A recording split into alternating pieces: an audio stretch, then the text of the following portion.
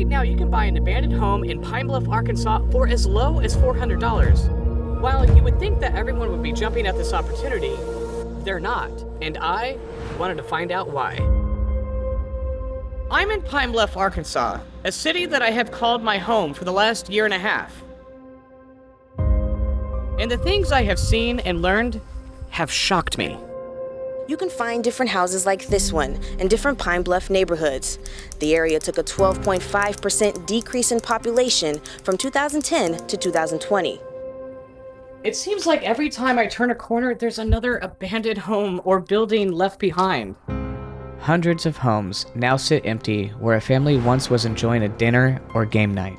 What happened to all these homes? Why does this keep happening? This is a city where houses become abandoned at the drop of a hat. And because of the decline in this once thriving city, some people have lost their homes, their job, and some have even lost their lives. Throughout this series, I'm going to be uncovering the reasons behind all of this abandonment and the untold stories of those hoping for a brighter future. This is not just about abandoned homes, it's about the heart and soul of a community. And many of the people I've talked to want to see things change. They want to see America's fastest shrinking city flourish once again, and I, for one, think it's possible. I'm going to do everything that I can to uncover the facts and sometimes the hard truths about what's going on here in Pine Bluff. So join me as I investigate the happenings of this forgotten city in the heart of America. Our city is the River City, Pine Bluff, Arkansas. According to the latest census, Pine Bluff is now the #1 shrinking city in America. There are no faded smiles in this proud and vibrant land. We love people here in Pine Bluff, Arkansas.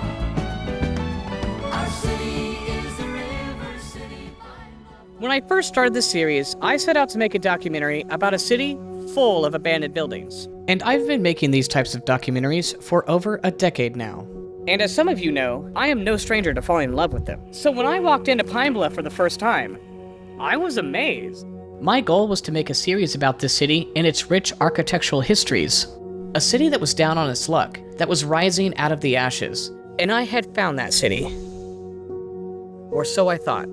What I found instead was the eye of a growing storm. There have been 10 homicides in the city of Pine Bluff. And all around it were people desperate for progress in their own way. Passionate about their city on both sides of the spectrum, in City Hall and within a group of people who felt like change was desperately needed. My wife and I moved here approximately 8 years ago to be part of the revitalization of the city of Pine Bluff. And I could see that people were hurt. They felt like they were betrayed by their city. Some property owners are at odds with the city over its efforts to acquire their land through eminent domain. I think everybody wants to see this city prosper, thrive, and grow. Go Forward Pine Bluff calls today a defining moment. City leaders and the organization unveiled its master plan for downtown tonight. This includes reestablishing patterns to get companies to reinvest in Pine Bluff. That's when I knew the story had changed. I realized that the abandoned buildings were just a small fragment of a much larger story, and that it was all connected.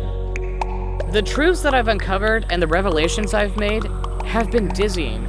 I just wanted to make a documentary about abandoned buildings, and here I was overwhelmed by it all. Just FYI, you got the city kind of shook up.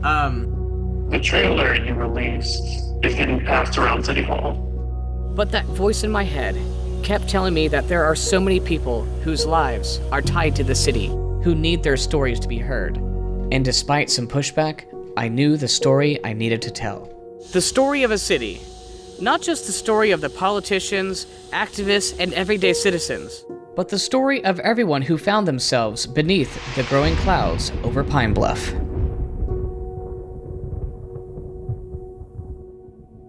What makes a home considered to be historic? In my mind, it's a beautiful marriage of both architecture and the people who live there. Founded in 1819, Pine Bluff blossomed on the banks of the Arkansas River, evolving from a tranquil river bluff to a bustling hub due to the advent of railroad and thriving cotton trade. Pine Bluff is on the rim of Arkansas's most productive commercial forest region, and this spells jobs for the community. Farming is a $58 million a year business here, Over the years, Pine Bluff experienced a significant population boom, especially after the Second World War, when the arrival of 2 paper mills in the late 1950s grew the population from 20,000 residents in 1930 to 57,000 in 1970s. In our heyday, we were the 4th largest city in the state of Arkansas. You had Little Rock, you had North Little Rock, Fort Smith, and then Pine Bluff. This period marked Pine Bluff as a beacon of industrial success and community development. You know, people have a narrative of African American experience in the South. Everybody knows that narrative. Not everybody knows the counter narrative. Pine Bluff and the Jefferson County area served as a safe haven for runaway slaves during the late years of the Civil War and continued to attract thousands of African Americans. This was published in the Pine Bluff Daily Graphic, and this is 1913. I thank God that I am a Negro and live in Arkansas. He says, this state is full of opportunities for our people. And if the Negro fails to make it, he will only have himself to blame. I know that there are disturbances here and there, and occasionally you read of a lynching in the South and even in Arkansas. But I'm glad to say that there are thousands of Negroes who are purchasing homes, buying farms, educating their children, transacting business of all kinds, filling the professions, and in every way showing that they are worthy of citizenship. For an African American man at that time to tell other men to come south when there were organized and concerted efforts to go north speaks volumes to possibly what was happening here in this community. I was here as a young person who loved their city, who saw the beauty in it. It's a whole community of people that's connected by our shared ancestry and history. This is Joni Alexander, a former city alderwoman who, like many others, are saddened by her city's condition. A lot of people are neutralized to what's going on here. When they drive around, they're not really even acknowledging the reality. It's like, this used to be here, and oh, we used to have a good time here. It used to be a fruit tree orchard over here, and it's in a raggedy area. You know, there's dilapidated houses, overgrown lots, and it's almost like people won't even acknowledge the reality today. And that reality is symbolized by the iconic Knox House that unfortunately is slowly falling apart. You can look at the design of this house and you can tell that someone affluent lived here.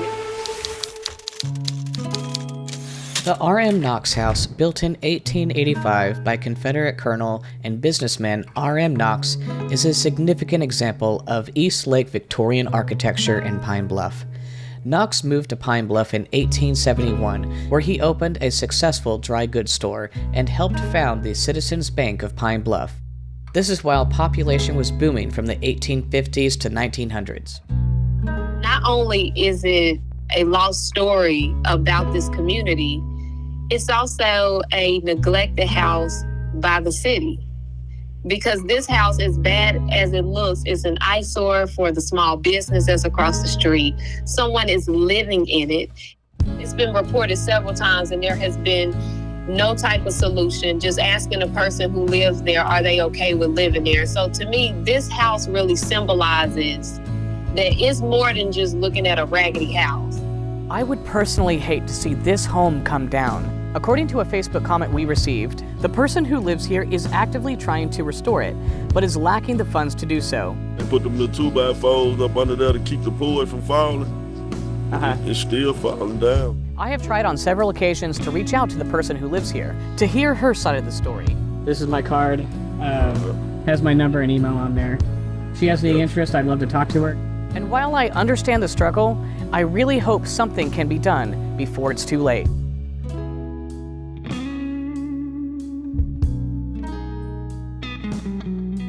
Every time that I drive through town, I can't help but wonder how beautiful these homes once were. And every time that I stop and talk with somebody about its heyday, they have nothing but great things to say. Good, how are you? You know who own that house right there? Not at all. Do you? No, because see, I catch them before they tear them down. I use that sign and I make privacy fences out of them. Oh, really? That's that. When you turn that wood inside out, yeah, it's brand new, man. That is called that old cedar. These houses don't have no flooring. Snakes can come in there. Anything can come in there. You could find somebody dead in there. Somebody needs to call the police. Inside this house, this abandoned house, he beat this young lady, took her newborn, and buried this baby right here in the front yard. That's the only thing in my worry is the city of Pine Bluff. It's pathetic. It's pathetic, man. I grew up in this neighborhood. Man, all this used to look like a golf course. It was so clean, man. It wasn't trees like that, man. According to the official census, in the 1960s and early 70s, the population of Pine Bluff was bustling, higher than ever before. And then... Unofficial tabulations in 1970 show a decrease in population of 2,302 persons, placing now the population at 55,597. So what went wrong? Is there a specific reason that you haven't left town, or is what do you love? Right now, I'm in the process. That's probably my realtor. I'm in the process of getting about 4 acres out there in Whitehall. People were leaving and going to smaller surrounding towns like Whitehall, which was inducted in 1970, the same year that KATV segment was released. But the city is in disagreement. We feel like that there has been a mistake somewhere. So in my head, one of two things happened. There either was a mistake in the census, or Pine Bluff did something about it. But what? I feel like that we have gained populations instead of losing. We are going to have a special count. And I just feel like that there's been an error made somewhere. Some area has been skipped. Mrs. Harris says she feels the 1970 preliminary count is reasonably accurate and complete. I wanted to find out exactly why. Why were people leaving? I mean, look at this Lazy Susan. Cans of food still on here. And what better way to check facts than your local library? We have 40 years of census data to find. Back to the shelves. 1970 was like the peak of our population in Pine Bluff. There was a decline from 1966 to 1970, as shown in that KATV segment. But, according to the published census, it was not as big of a loss as they said. Many people live in the city because they prefer that. We happen to like the country life. We like our cows and our horses, our pigs, our chickens, and we can't have them in the city. 3 years later, they annexed Watson Chapel along with a few other places. And we moved out here in the country so that we can live a country life. And we just don't want to be annexed to the city. Pine Bluff has grown out to its boundaries now, and a growing city like we are, and we are growing. We want to know how much revenues that we will get for the services that we're going to provide. Which I think was just a way to hide the fact that they were actually in decline. When we look at the census number, Pine Bluff was never at that level again. But this right here says, in 1985, the city of Pine Bluff annexed to its city limits a large area of land and urban uses. According to this document, the annexation brought the total population to 63,114, which was an increase of 6,478 people. This is the highest population Pine Bluff has ever seen. However, by the time the official census came out in 1990, the population was decreased again, all the way back down to 57,140. Could this be one of the reasons that Pine Bluff annexed? Hey Siri, call Byron Tate. I think most cities annex because they see it as an organic growth. But I think in the period you're talking about, efforts to turn back that loss in population numbers up had continued to fail. Looking at all four corners, so to speak, all around Pine Bluff. The numbers are just staggering sometimes, how many and how fast people have disappeared. I really think the city panicked when they went to that route. We're very well organized in 66, in 69, and we're well organized again to try and prevent the annexation of Watson Chapel. How will you prevent this? I would rather not say it this time. I don't believe in exposing your hand before it's time. So I actually might be onto something here. Can you think of any other times that Pine Bluff did something like this? Back in the mid-90s, we annexed prisons because I remember writing an editorial of, welcome new Pine Bluff citizens. I mean, it just seemed ludicrous to say that you had to annex prisoners to keep your numbers up. Byron Tate reached out to Jeff Hawkins, who was head of planning at the time in 1999, and he not only confirmed that he was the one that recommended to include the inmates of 1,500 into the population of Pine Bluff, but he gave a reason as to why. We were always looking over our shoulder at the 50,000 mark, and if it dropped under 50,000, oh my God, we're going to lose this amount of money and this type of money. Mr. Hawkins went on to say, the reason I recommended it was that based on the census estimates, that there was a real possibility that Pine Bluff could fall below 50,000. He ended with saying the optics of that annexation weren't good for Pine Bluff. When I proposed a question online, it said, what really led to the decline of Pine Bluff? Just trying to find out what it was. Sure. And a lot of people said, white flight. Let me talk about that. One of the second fastest growing decade was the 40s with the defense investments of the Pine Bluff Arsenal. The Pine Bluff Arsenal hired like 10,000 people. Unlike many wartime plants, the arsenal was not abandoned after the war. Today, the arsenal serves the local community as a major employer and an annual payroll of $30 million. So there were a number of economic opportunities that came even after that, with a lot of industrial growth and development in the state, particularly here in Pine Bluff. Well, the recession in the early 80s, the data show that Pine Bluff lost 5,000 jobs in the course of 2 years. A lot of people call it white flight. I call it economic flight. I've now had the opportunity to speak with plenty of people who live here in town. Excuse me. Hey, this property right here, y'all finna buy it? Is that your property right there? Nah, this my homeboy property, but I don't know where he at. Yeah. Where, is this house? Is anybody live in this house? Mm-mm. But what I really needed to do was talk to somebody who left during the major decline. I left Pine Bluff the summer of 2010. I moved to Baton Rouge. Now, I come throughout the 90s of growing up, and of course, the 90s were a good time to grow up there, especially being a young person. But then I saw a transition once we got into the 2000s. By the time 2007, 2008, you could really see the city transform and go into decline compared to what I remember it growing up. You could not deny what was happening across the city as you started to see more homes become abandoned. Ain't nobody lived in this house for probably 4 or 5 years. Wow. More and more businesses closing. Pine Bluff neighborhood is upset tonight after hearing one of their grocery stores is closing. The area could become a food desert without it. I wish the store stayed, that we can have somewhere to go, because a lot of people walk to the store and all that, but they got to be able to get their groceries. The decay of downtown. These two buildings collapsed into the street last year. On top of, then you start to hear more about crime. Tonight, Pine Bluff police are warning people of an increase in breaking and entering reports. He's been missing for like 3-4 months. I don't know where the he is. You start to hear more about murders and theft, and you start to be more relatable to people that you knew, where things were starting to happen more and more and more. On top of the police, you had a heavy police presence that was in the city, just going throughout the city. You could just tell that there was a change compared to what it used to be. It's fine on good days, but once that sun goes down, it's just like get in the house, because you don't know what might pop off or what might happen. Now, many of the neighborhoods are half empty, and there are hundreds of abandoned buildings. It's not just houses, but theaters, hotels, businesses, churches, and even the iconic Pines Mall. But more on that in a later episode.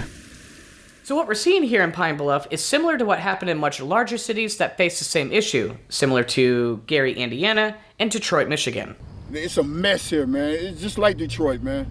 All these abandos. It was really difficult for the city to maintain its infrastructure while this rapid decline in population was going on. And that's why you're seeing all of these abandoned buildings, because everybody was leaving. But because of the crime and all the buildings in blight over the last 20 years, the reputation of Pine Bluff has unfortunately been tarnished. 10 people have been killed in Pine Bluff. The victims were 18 years old a younger. 16th homicide of the year. Cleaning up the decaying downtown. For 3 days in a row, there's been a homicide every day. A recent attempted break-in early Sunday morning. Deadly shooting of a 16-year-old over the weekend. She didn't know she was going to take her last breath yesterday. You have this life-changing event where you know that you're not, going to be on the council anymore. Then you get robbed. 3 assault rifles were all pointed at Pine Bluff Councilwoman Joni Alexander outside of her home early Sunday morning. The robbers took over $4,000 of her belongings. Then I deal with the aftermath of the robbery. To me, that was kind of compounding my trauma. To this day, I have not heard from the police since the day of my robbery. Shots were fired as they ran off. Does it take all of that to rob a woman of her purse? I don't want to raise my kids here. I do not want to raise them here. Is the crime rate too high? It's like it's poverty. It's not a good place to be. Someone started shooting, leaving a 16-year-old dead. A 14-year-old girl was shot and killed over the weekend. Community members are honoring those lives lost with crosses. The crosses are placed where the victims were killed. We don't see a swelling of people joining with us saying, what can we do to help? Seeing a few pictures, one of the homicides, I was like, wow, I know these people, I've seen them before. It felt more like a nightmare, honestly, because it was so unexpected. There's so many murders that have gone unsolved. The streets, quote unquote, know who did it, but there's not really been a lot of effort. I just want justice for my baby. People need to speak up and speak out. That's the only way you're gonna get change. I could give a damn what people across the state think about Pine Bluff. I wish we focused on how the people who actually live here and who are still betting on this city felt about the city. It's stories like these why people all around Arkansas and the surrounding states have named the city Pine Bluff. And the people who live here are tired of hearing it. I feel like it's an unjust, thing to call us. I'm not even gonna say that name. In fact, that's why there's a lot of people here in town trying to actively do something about it. So one of the things we wanted to change was that myth. The Boys and Girls Club of Jefferson County are learning all about agriculture at the Pine Bluff Community Garden. Only one of the ways different initiatives and programs are investing in the future of economic growth for Pine Bluff. Our crime is down. We've been working on that. We've changed the culture in the police department. I think we're beginning to change the culture in the city as well. On this YouTube channel, we are always advocating for the preservation of our history. Seeing old abandoned structures come back to life is our mission. It's 2 stories. You actually see a hole in the ceiling right there. And right above it, you can see the original ceiling. But a lot of the houses that we step into are way beyond repair. The hard truth about restoration is that some places are worth saving and some are not. I'm a contractor. Okay. What kind of contracting work do you do? I do full renovations. It's a lot of work to do here. I've been in some houses to where they were so bad, I turned them down. You know what I mean? It's some houses that's just that bad. And so I can go to this house right here, and they may just want, some flooring done, flooring laid or something. Well, the foundation is not, I can see the ground from the inside. I can see the ground, the dirt, in certain spots. And you want me to just lay flooring over that. I can't do that, because it'll mess my reputation up, down the line. I had a home on 2115 South Walnut Street for years. That home belonged to my mother, Eula Davis. Be somewhere between November and December, I was informed by a possible individual company who wanted to purchase the home. Finding out in the middle of a transaction to sell the home, to sell the property, that the property had been demolished was a little disappointing, to say the least. There was a lot going wrong, and there was really no direction or no one had put a solution on the table to begin to approach any of the problems. In 2016, a movement called Go Forward Pine Bluff, a 5/8 tax program, was established to help the redevelopment of downtown and the greater area of Pine Bluff. The Go Forward plan, Mayor Shirley Washington says this plan will be the blueprint Pine Bluff needs to breathe life into our downtown area as it embraces our city's past and its bright future. Go Forward Pine Bluff was really born out of necessity based on the conditions of the city. We have over 500 houses on the condemned list. Probably was more than that. So I always carry with me this dilapidated structures master list. A lot of these are still dilapidated. Our idea was to build a capacity in-house so we can have a routine process every day. We go through all the process to notify them to fix up their property. We give them time. You know, in our development and planning meetings, we allow you to come and ask for extended time to fix up your property. But when you don't, then guess what? We have to take the lead on it. Several of the contractors that I had spoken with, when they had gone into the home, stated that it wasn't as bad as they thought it was going to be. We kept the property up, paid taxes. Now we have Urban Renewal, who has been wonderful with helping us tear down those blighted buildings. And our goal is to tear them down and also to get property rebuilt back up, because we want housing. We need housing. It would have been appropriate, proper for someone to send me a certified letter or call me to say this house is going to be demolished. I'm just really sorry about the inconvenience. Despite what Go Forward is trying to do, there have only been a handful of new houses built since the mid-'80s. Where's the growth in the residential, right? What new homes are being built in the city? New apartments, right? If anything, you're seeing the decay. You're seeing what's being torn down more so than what's being built up. The same thing with commerce.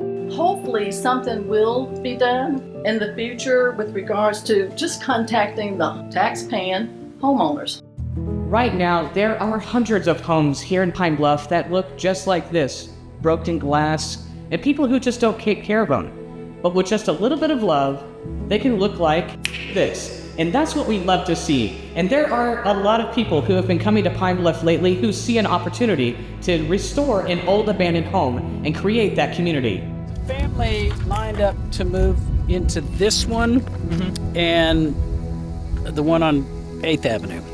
First step in doing that is to change the people who live here, change their perception of what this city is. We're trying to change the perception that people have of themselves, their families, their communities, their future, and that is really hard.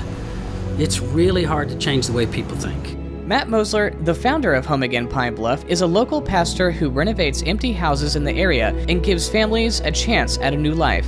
He asked us if we wanted to buy a home, told us about the program. I thought it was amazing, so I was like, yeah, I want to buy a home. Matt told me that renters will pay a below-market rental rate for 3 to 5 years, after which they will be able to purchase the property for $25,000 or half of the appraised value. Ideally, we want to find 3, 4, 5 houses together. They also are going through this process together. They've never owned a home. You know, they've never had the opportunities that they now have that starts with home ownership, but they don't know anything about owning a home. In order to get one of these houses, you have to have a job, you have to take financial education, you have to take parenting classes, you have to take home ownership. But then they help each other, you know, whether it's doing yard work or how to maintain their house or air conditioner, whatever it might be. There's camaraderie there as they're learning and growing together. This is the original ceiling. We didn't actually do anything with this, all this tongue and groove. Perfect. And we surround people with community. We have everybody moving in the same direction, helping each other get from point A to point B.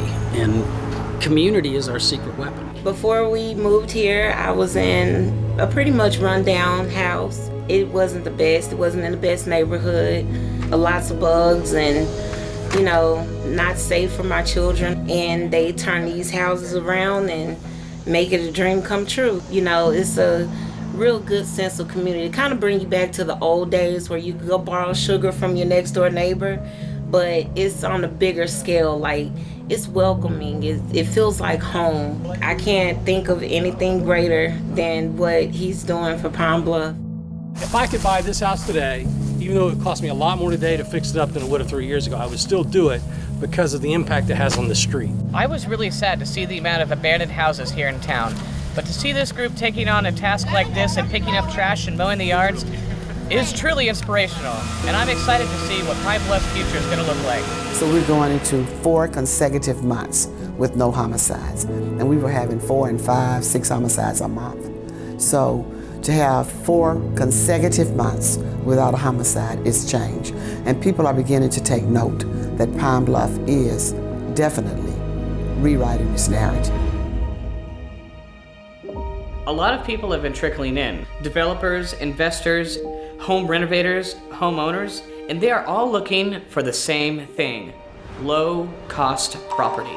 It's giving the people within the city high spirits for change. These outsiders are buying buildings at an extremely low price at the tax auction, where you can buy a house for as low as $400.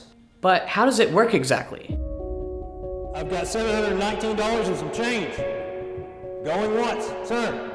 Here you'll find when bidding started on a parcel and when it will end. Every year in July, a bidding war for the very cheap houses begins.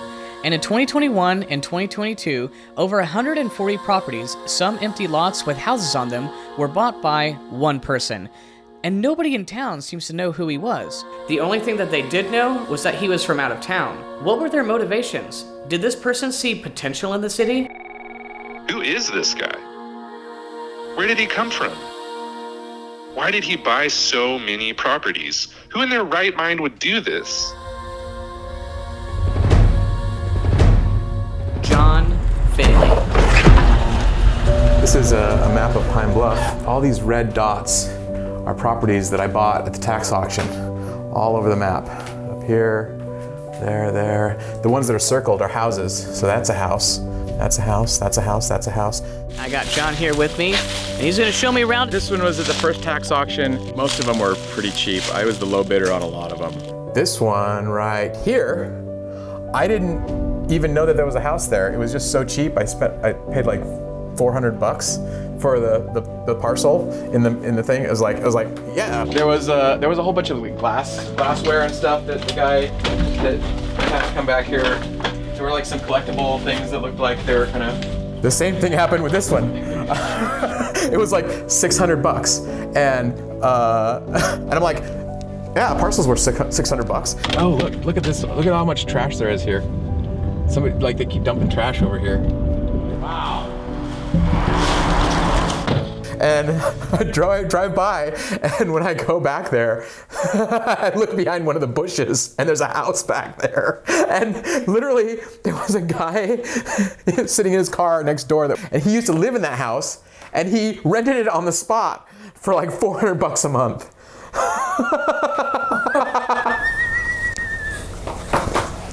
He never paid me anything, though. So I grew up in Provo, Utah. And I've been an entrepreneur, inventor my whole life. I know how to do real estate. My passion is more physics and science and entrepreneurship. This is a weapon that I was going to have on my BattleBot. So this was... Disengage the motor, but the flywheel's still spinning. When I was 7, I went to a science museum in San Francisco, the Exploratorium, and I saw something levitating. And it changed my life because I had to know how it worked. I did a nationwide search for the largest, cheapest building in the country, and this warehouse popped up on the map. And I joked to my dad, we're moving to Arkansas. And he's like, no way were we moving to Arkansas. I didn't even know where Pine Bluff was. I could barely afford it. I almost couldn't afford it. It meets all my requirements for being a really awesome space. We could build giant robots here. That was one of the things that I was thinking about in the back of my mind. Can you imagine how fun it would be to ride go-karts around in here? Just zipping around the things? Just a few months after I started packing up and getting ready to move out here is when I heard about Murphy. In 2019, John Finley revived a defunct company called Murphy, which specialized in digitizing and securely storing personal media collections. Our users send us their music and movies, and we make it digitally available on all their devices through the cloud. The media will be safe here, and I will be able to do as many returns as people want. To support this, he needed a warehouse for storage. I need the permits to do the work to make this building habitable. And I need an occupancy permit so I can legally unload the containers and legally do the work that's required and start running the business that I bought this building for. However, according to John, the city will not provide him with the necessary permits to get his business started. The city issued me this building permit, issued by the city of Pine Bluff, but turns out it was fake. No permit for the construction, occupancy, or operation of any facility or improvement described herein shall be granted. Leaving many of the inherited customers unsatisfied and demanding their CDs to be returned. Some people, their collection took them a long time to collect and gather over their lifetime, and it's got all their most important nostalgic songs and albums from their college days and their, when they were falling in love. Those albums mean something to them. And they're here instead of where they can use them. They want to be able to listen to them. They want to be able to feel them again, or they want to be able to listen to them. And neither one can be done right now. So while John is dealing with the city on this permitting issue, he is also dealing with all of the properties that he bought. I have started to work with some other groups. I've talked to Matt Mosler and his partners there. I donated a couple of houses. This is one of the properties I bought at the tax auction originally. In the first tax auction, it still wasn't quite ready to rent. Has wanted to move into it. One of his sons started like an entrepreneur group, and I want to get him a lease and make it official. I mean, it's a duplex that's huge. I paid $25,000 for it. I put $20,000 into it, so like $45,000 in total. I totally want to support, I love entrepreneurship, and I want to support anybody that's doing anything cool in this town, Right. What are we doing in here? Working on some music? Yes, sir. All right. Maybe. So IDK, catch me on a better day when it ain't petty thoughts, when I got time to pray. I hope y'all pray. You're just having fun in here, man. Absolutely. I want to see Pine Bluff thrive. Welcome. With all the low-cost properties that John's been buying, it made me think, could I buy one of these houses? Or do I become a part of the problem? I've met so many great people over the last year and a half here who have nothing but good things to say about their city. Some people might graduate 18 years old and want to go to California, build California up some more. I want them to graduate and build Pine Bluff up. The history is rich and full of life. There are tons of fascinating neighborhoods and buildings, like the Martha Mitchell home. The Martha Mitchell house is up and running again after a several-year hiatus from public view. Martha Mitchell was known for being outspoken. The wife of U.S. Attorney General John Mitchell, she became known worldwide for her courage on speaking out during the Watergate scandal. Her 1887 home has been preserved over the years by the Bob Abbott family. Pine Bluff takes great pride in the roots here.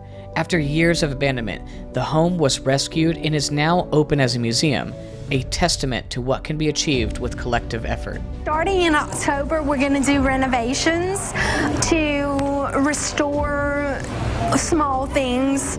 To preserve stuff like this and to share it with the next generations, I think it's a treasure that we pass on to them. I envision this revival for many other historic landmarks in Pine Bluff. The Sanger Theater, Hotel Pines, the Masonic Temple. Each holds a significant place in the town's history. And there are many other houses throughout this community that are much like that are on the historical register. With the right dedication and community spirit, we can breathe new life into these treasured sites, ensuring their stories continue to inspire future generations. This abandoned home right behind me is rumored to be Elvis Presley's second home when he was dating Bonnie Brown. And while the low-cost properties might be tempting, it's important that you do thorough research before making any commitments. If you just bought them, like I helped a lady out yesterday who bought 3 of them online. And she finally came to the city and looked at them and was like, oh my gosh, didn't know what I really had bought. It looks totally different on the pictures online because the pictures are 10 years old. And she's now responsible for upkeep. It was a guy actually living in that house the way it is now, you know, and I've been in there and he asked me to work on it, but it was too far gone. I told him it's not even livable. You know, you was living in one room in the house because the rest of the house is open, you know, floor, the ground, it's stuff running in and out. So you was isolated in one room. So as long as you're paying a property tax, you can let your house rot. And so there's got to be some kind of code enforcement to say, okay, I mean, you own the house, granted, but unless you start cleaning it up, we're going to fine you, because otherwise the entire community just sits there and rots, and that's what's happening all over the city. The city's got to help hold up their end of the bargain too. I bought a house at the tax auction, and it burned down through maybe an accident or maybe arson. Oh my God.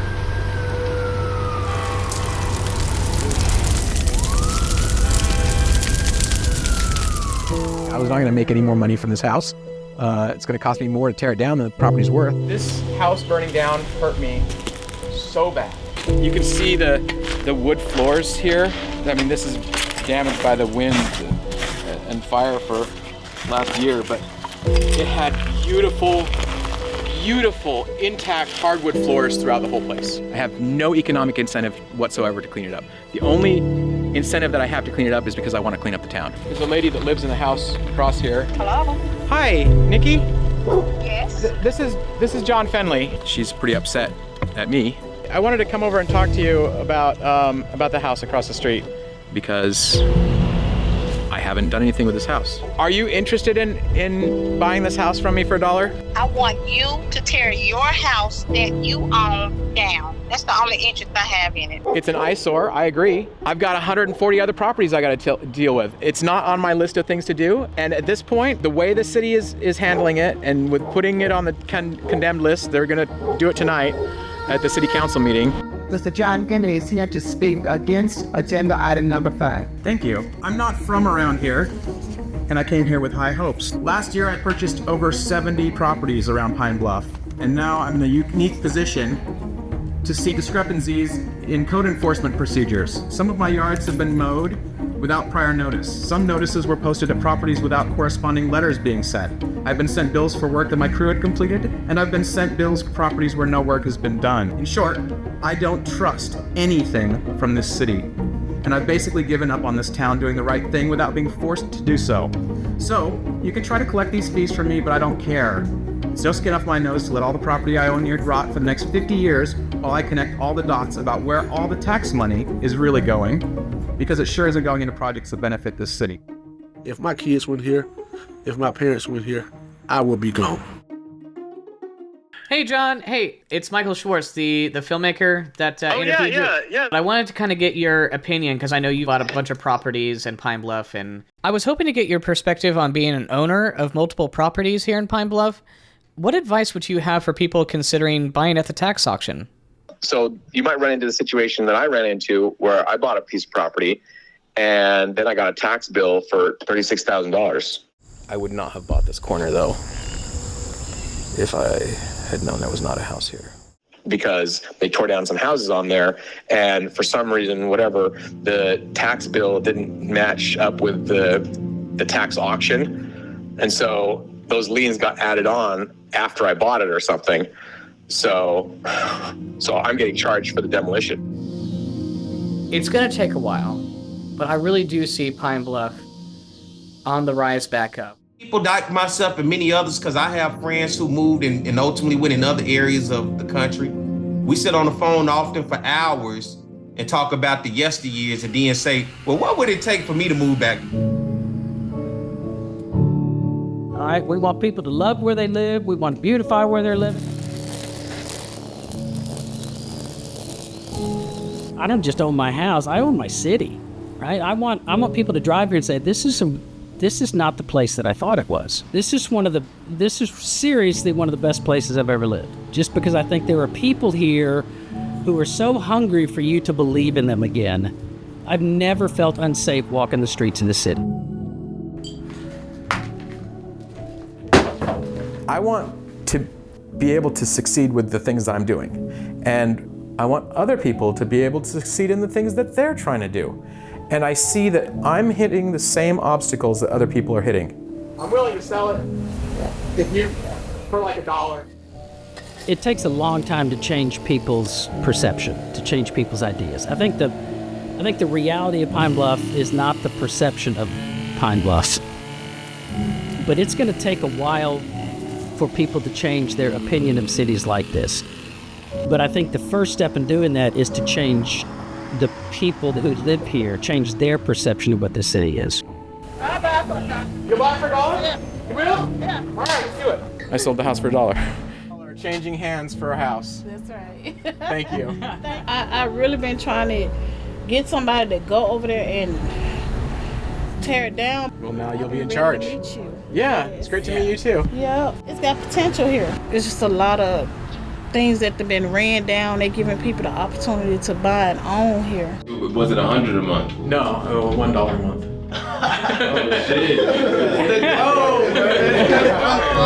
I'm hoping that they, they'll bring more jobs here, and they will get more of the crime out of here and build up more of the neighborhoods so that we can live peacefully around here. Did you think this was going to happen today? I want to give him a hug.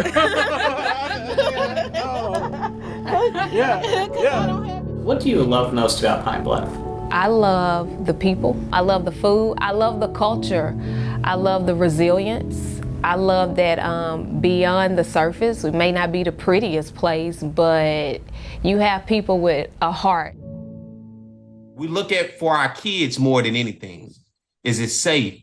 Is it a positive, proactive environment for that generation of what we want our kids to be, which is better than us?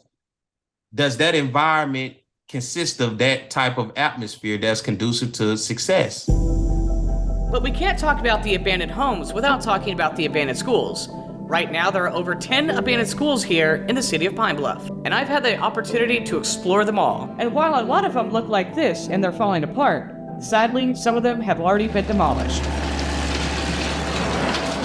Some of the schools, they leave books, calculators, computers, children's artworks, and things that would be of value to people are just left to decay. We're going over to Southeast Middle School, where we found earlier today hundreds of calculators that are probably just going to go in the trash. Scrappers come in and steal copper, rip ceiling tiles down. Oh, I know you. You tried to rob my building. Cause damage, and nobody seems to care about things that are being destroyed.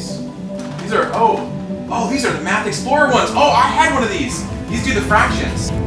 I'd like to see Pine Bluff start reusing some of the things that they're casting aside. The city is divided. Everyone here wants to see Pine Bluff thrive again, but the motives and the motivations are different. It feels like I kicked over an anthill, full of complicated people and local politics. And let me tell you, I'm just getting started.